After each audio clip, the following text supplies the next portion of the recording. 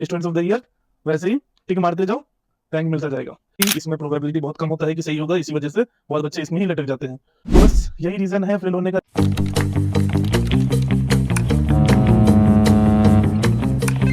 Watch your six.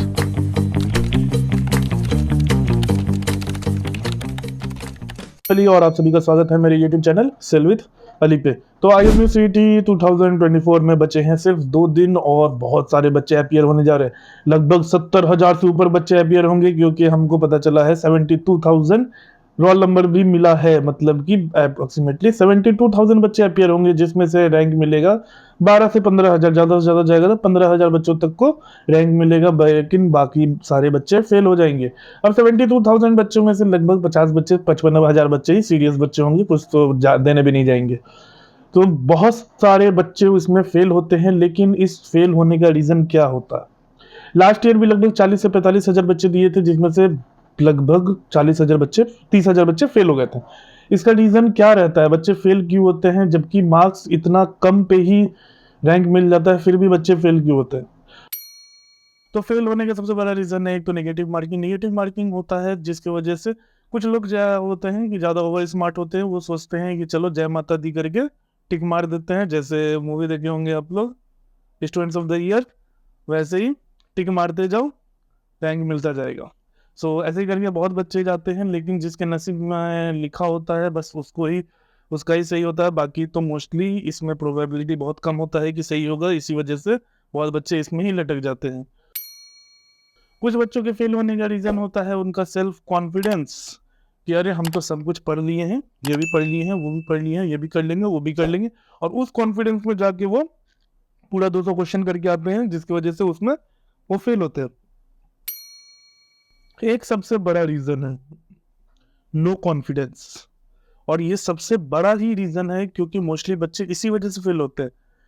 उनको क्या लगता है कि उनसे नहीं हो पाएगा, और इसी वजह से वो बस थोड़ा थोड़ा मतलब ये चाहते हैं कि हाँ जो भी सॉल्व करे सही करे।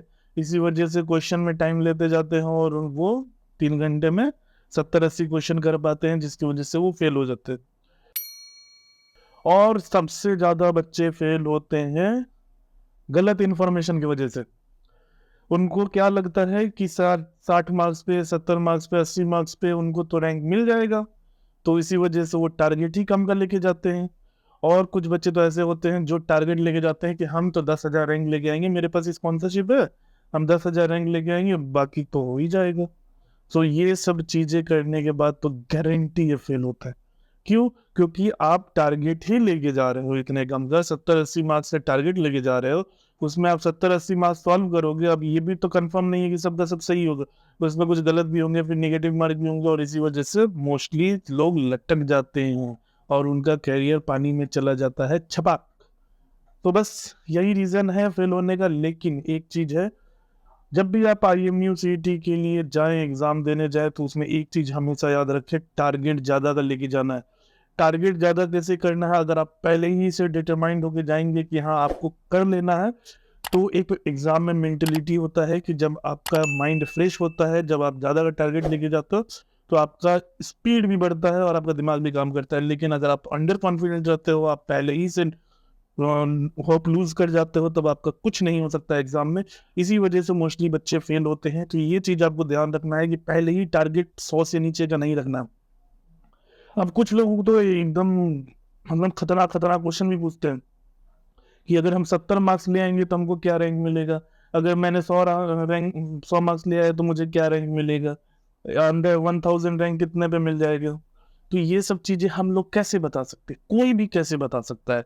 अगर क्वेश्चंस थोड़ा इजी हुआ तो मोस्टली बच्चे ज्यादा स्कोर करेंगे। अगर मान लो कि अच्छे अच्छे बच्चे अपियर हो गए एग्जाम में, और 15,000 बच्चे 100 मार्क्स से ज्यादा स्कोर कर दिए, तो जो 70-80 वाले हैं तो वो उनको तो रैंक ही नहीं मिलेगा।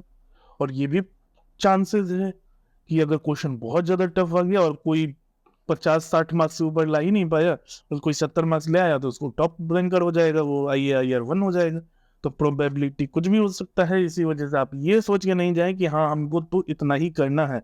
अगर क्वेश्चन इजी हो गया तो जाहिर सी बात है कट ऑफ बहुत ऊपर चला जाएगा, ज्यादा मार्क्स पे रैंक मिलेंगे। अगर कट ऑफ कम होगा तो मतलब क्वेश्चन टफ टफ होंगे तो कट ऑफ कम रहेगा। अब हम लोग ये कैसे बता सकते हैं कितने मार्क्स पे कितना रैंक मिलेगा? ये तो सारे के सारे बच्चे पे डिपेंड करता है कि कितने बच्चे कितना स्कोर कर रहे हैं और कितने बच्चे तुमसे ज़्यादा तेज हैं।